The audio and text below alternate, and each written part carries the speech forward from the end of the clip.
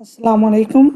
जैसे कि last time हमने डिस्कशन की थी मशीन लर्निंग के ऊपर और हमने जाना था कि मशीन लर्निंग क्या होती है। तो आज हम डिस्कस करेंगे टाइप्स ऑफ मशीन लर्निंग में से सुपरवाइज लर्निंग के ऊपर या सुपरवाइज मशीन लर्निंग।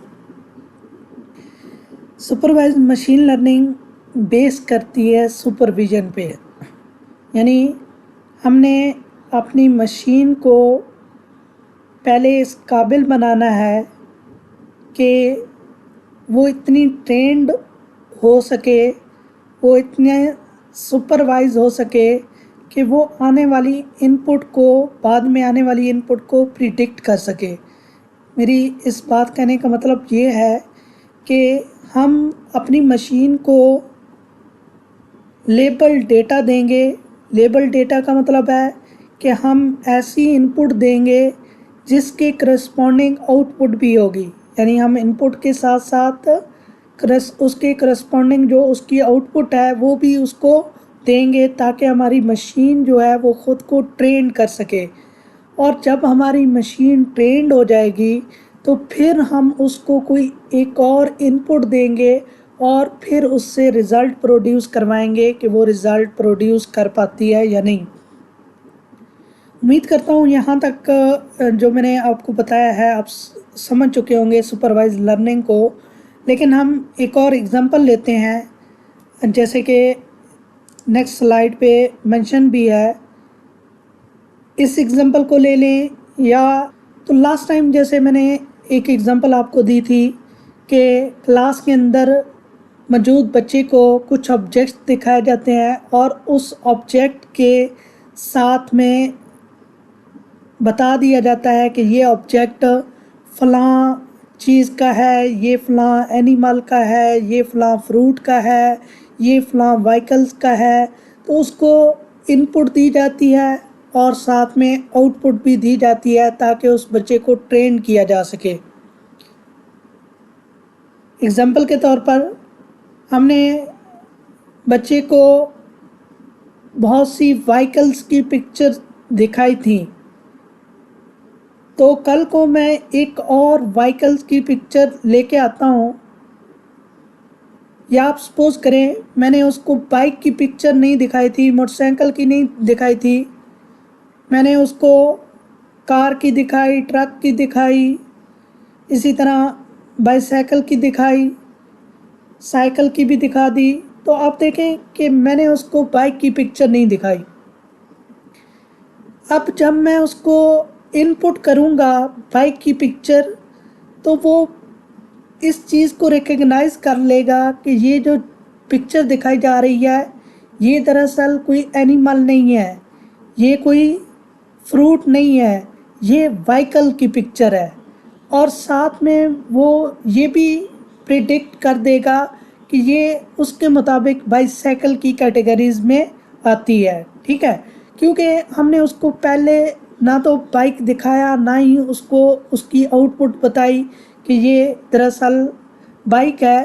तो अब देखें हमारा जो वो बच्चा है इतना ट्रेंड है कि उसने उस अननोन पिक्चर को, जिस रिलेटेड हम ऑलरेडी उससे मिलता जुलता डेटा उसको दे चुके हैं और उसको ट्रेन कर चुके हैं, तो जब हमने उसको इनपुट दी तो उसने उसकी शेप को देखते हुए, उसके साइज़ को देखते हुए, उसके स्ट्रक्चर को देखते हुए ये जान लिया कि ये किसी व्हीकल की पिक्चर है। ठीक है, ये गाड़ियों में आती है, ये जो ऑब्जेक्ट है ये किसी गाड़ी का ऑब्जेक्ट है और ये किसके करीब तरीन है उसने हमें बता दिया। तो इसी तरह हम क्या करना चाहते हैं कि जब मशीन को लर्न करवाना चाहते हैं ख़ुद से, तो सुपरवाइज लर्निंग के अंदर हम इसी तरह ट्रेन डेटा सेट के साथ, जो कि लेबल डेटा सेट होता है जिसमें इनपुट के साथ करस्पॉन्डिंग आउटपुट होती है, हम मशीन को देते हैं और मशीन उससे क्या करती है, ख़ुद को लर्न करती है और फिर हमें हमारी दी हुई इनपुट के करस्पॉन्डिंग आउटपुट जनरेट करके देती है। तो इसमें अगर एग्जांपल देखें तो कैट और डॉग की इमेजेस का डेटा सेट है जो हमने सिस्टम को देना है और सिस्टम क्या कर लेगा, स्टोर कर लेगा उसकी, यानी शेप को, साइज़ को, tail of the cat and dog, shape of eyes, colour, height, ये सारी चीज़ें जो उसके एट्रीब्यूट्स हैं उनको स्टोर कर लेगा। तो कल को अगर उसको एक इमेज और दी जाती है इनपुट के तौर पर, तो वो हमें बता सकता है कि ये कैट है या डॉग है।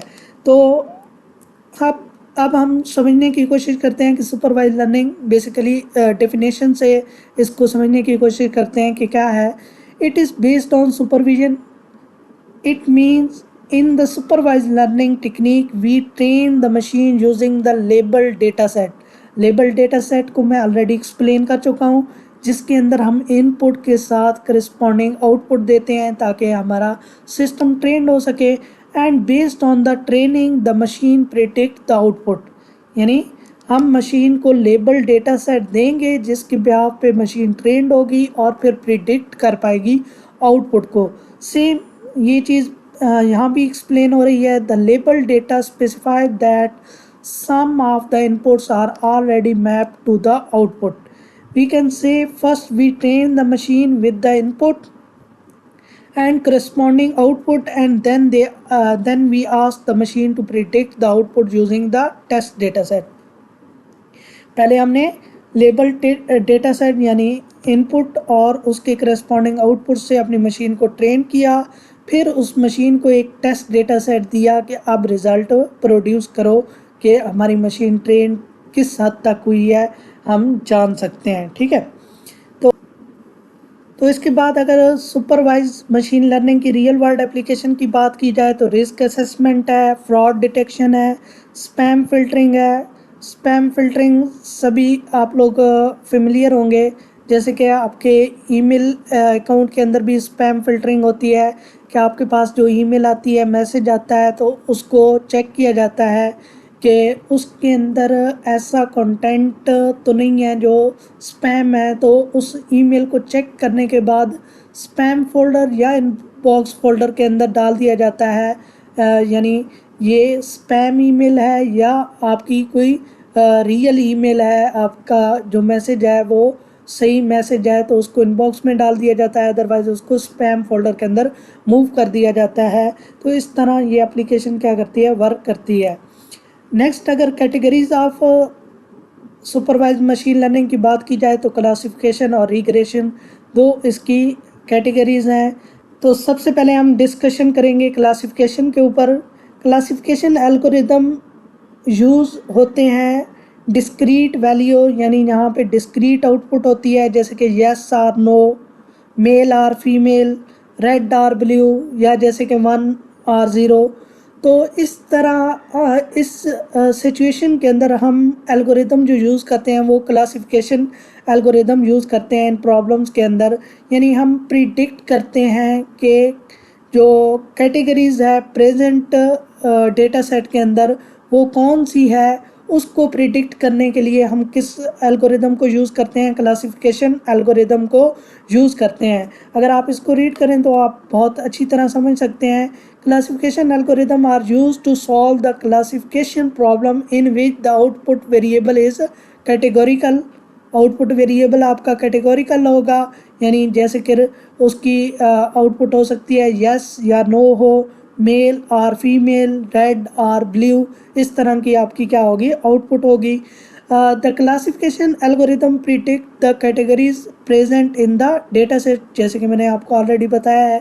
Some real world examples of classification algorithm are spam detection, email filtering. तो जैसे लास्ट टाइम भी हम बात कर रहे थे कि फॉर एग्जांपल एक मैसेज आपके पास आता है तो उसको चेक किया जाए कि ये मैसेज स्पैम है या रियल मैसेज है, तो उसको वहाँ से एल्गोरिदम से पास किया जाएगा। तो एल्गोरिदम उसको डिटेक्ट करेगा कि आया, यानी आप कह सकते हैं येस या नो में आंसर देगा, yes for spam and no for not spam. तो अगर येस होगा तो फिर वो स्पैम फोल्डर में चला जाएगा, अदरवाइज वो इनबॉक्स फोल्डर में चला जाएगा। तो इस तरह क्लासिफिकेशन एल्गोरिदम हमारे काम करते हैं। नेक्स्ट क्लासिफिकेशन एल्गोरिदम जो बहुत ज़्यादा यूज़ होते हैं पॉपुलर, उनकी बात की जाए तो रैंडम फॉरेस्ट एल्गोरिदम है, डिसीजन ट्री एल्गोरिदम है, लॉजिस्टिक रिग्रेशन एल्गोरिदम है, सपोर्ट वेक्टर मशीन एल्गोरिदम है। इनको मज़ीद डिटेल में बाद में देखेंगे। नेक्स्ट अगर इसकी दूसरी टाइप की बात की जाए रिग्रेशन की, तो रिग्रेशन में यानी रिग्रेशन जो एल्गोरिदम है ये यूज़ होता है उन प्रॉब्लम्स के अंदर जहाँ पे हमारी कंटिन्यूअस आउटपुट होती है, यानी हमारी आउटपुट जो होती है वो कंटिन्यूअस आ रही होती है। वहाँ पे हम किसको प्रेफर करते हैं या किसको यूज़ करते हैं, रिग्रेशन एल्गोरिदम को यूज़ करते हैं। और इसके अंदर जो हमारा एक आप कह सकते हैं कि एक या एक से ज़्यादा इनपुट वेरिएबल होते हैं और इसी तरह हमारा आउटपुट वेरिएबल होता है। और वो जो आउटपुट वेरिएबल होता है वो डिपेंडेंट होता है इनपुट वेरिएबल्स के ऊपर, ठीक है। यानी सिंपल एक वेरिएबल भी हो सकता है और मल्टीपल इनपुट वेरिएबल्स भी हो सकते हैं जिनके ऊपर वो क्या कर रहा होता है, डिपेंड कर रहा होता है। यानी किन फैक्टर्स पे हमारी आउटपुट डिपेंड करती है, वो सारे जो फैक्टर्स हैं वो इनपुट कहलाते हैं और आउटपुट हमारी सारी की सारी उन फैक्टर्स पे डिपेंड करती है। अब फैक्टर्स जिस तरह के होंगे आउटपुट क्या होगी उस तरह की जनरेट होगी। जैसे कि हमने लास्ट टाइम एक एग्जांपल देखी थी कि एक पर्सन है जिसकी हाइट से हम उसका क्या करते हैं, शू साइज़ फाइंड आउट करने की कोशिश करते हैं। तो पहले हमें ऑलरेडी इसके अंदर भी क्या होती हैं, क्योंकि ये सुपरवाइज मशीन लर्निंग है तो इसके अंदर भी हमारे पास ट्रेन डेटा होता है जिसके अंदर हमारे पास इनपुट और ऑलरेडी उसके करस्पॉन्डिंग आउटपुट होती हैं। तो उस एग्जांपल में भी हमें गिवन था कि हमने इनपुट जो ली थी उसके अंदर हमारे पास हाइट गिवन थी पर्सन्स की और हर हाइट के बदले में हमें जो आउटपुट थी शूज साइज था वो गिवन था। अब उसके बिहाफ में हमने क्या करना था, एक एल्गोरिदम एक मॉडल बनाना था। उस मॉडल को स्केच करना था कि नेक्स्ट जब हम उसको न्यू हाइट जो कि ऑलरेडी हमारे उस ट्रेन डेटा सेट के अंदर नहीं है उसको इनपुट करेंगे तो उसके करस्पॉन्डिंग वो क्या करेगा, हमें आउटपुट जनरेट करके देगा। तो अगर आप इसकी डिफिनेशन पढ़ें तो regression algorithm are used to solve regression problem in which there is a linear relationship between input and output variable. जैसे कि मैंने आपको कहा है कि इसमें आउटपुट वेरिएबल जो है वो इनपुट वेरिएबल पे डिपेंडेंट होता है। जैसे इनपुट या फैक्टर जितने भी हैं वो चेंज होंगे तो हमारी आउटपुट क्या होगी, चेंज होगी। These are use to predict continuous output variables such as market trend, weather predictions. तो ये मार्केट ट्रेंड को या वेदर प्रिडिक्शन ये जैसी प्रॉब्लम को हम रिग्रेशन से ही क्या करते हैं, सॉल्व करते हैं। नेक्स्ट रिग्रेशन एल्गोरिदम की बात की जाए तो simple linear regression algorithm, multi variate regression algorithm, decision tree algorithm, lasso regression algorithm, ये रिग्रेशन एल्गोरिदम हैं जो बहुत ज़्यादा पॉपुलर हैं। उसके बाद अगर एडवांटेज और डिसएडवांटेज की बात की जाए सुपरवाइज लर्निंग की तो एडवांटेजेस में पहला एडवांटेज है since supervise learning work with the label data set so we can have an exact idea about the classes of object। यानी क्योंकि इसके अंदर जो है वो लेबल डेटा सेट यूज़ किया जाता है तो हमें ऑलरेडी उसकी क्लासेस और उसके ऑब्जेक्ट के बारे में आइडिया होता है एग्जैक्टली क्या इसके अंदर क्या है और क्या कुछ नहीं है।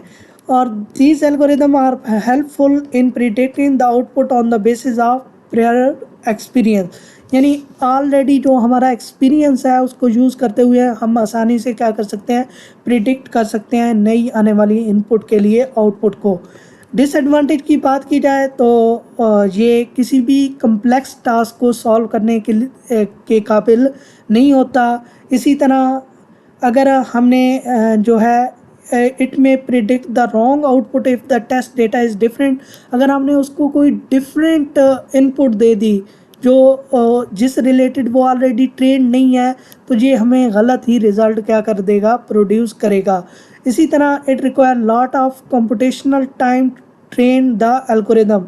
यानी इसके अंदर क्योंकि हम बाकायदा ट्रेन करते हैं अपने सिस्टम को तो ट्रेन करने के लिए हमें काफ़ी टाइम चाहिए होगा, तो ये इसके डिसएडवांटेज है। तो नेक्स्ट हम डिस्कशन करते हैं application of supervise learning. Application of supervise learning की बात की जाए तो इमेज सेगमेंटेशन है जिसमें हम इमेज को क्लासिफाई करते हैं। मेडिकल डायग्नोसिस है जिसमें हम आइडेंटिफाई करते हैं डिसीज़ को, नए आने वाले पेशेंट की। इसी तरह फ्रॉड डिटेक्शंस, हम हिस्टोरिकल डेटा को यूज़ करते हुए फ्रॉड को डिटेक्ट करने की कोशिश करते हैं। स्पैम डिटेक्शन, जैसे मैंने ऑलरेडी आपको एक्सप्लेन किया कि ईमेल मैसेज आता है तो उसको हम चेक करेंगे कि ये रियल मैसेज है या स्पैम है, तो उसको हम स्पैम फोल्डर में मूव करवाते हैं। स्पीच रिकग्निशन, ह्यूमंस की वॉइस को रिकग्नाइज किया जाएगा कि ये वॉइस जो है वो उस पर्सन की है या नहीं। जैसे वॉइस के ऊपर हम पासवर्ड भी लगा सकते हैं, या कहीं भी किसी भी क्रिटिकल सिचुएशन में हम वॉइस को रिकग्नाइज करना चाहते हैं कि ये जो कमांड है ये किस पर्सन की तरफ से दी जा रही है, तो उसको हम क्या कर सकते हैं, रिकग्नाइज कर सकते हैं। तो ये सारी की सारी एप्लीकेशन है सुपरवाइज लर्निंग की। तो यहाँ तक अगर आपका कोई क्वेश्चन है तो आप मुझसे पूछ सकते हैं कमेंट्स के अंदर। थैंक यू सो मच, ख्याल रखिएगा, अल्लाह हाफिज़।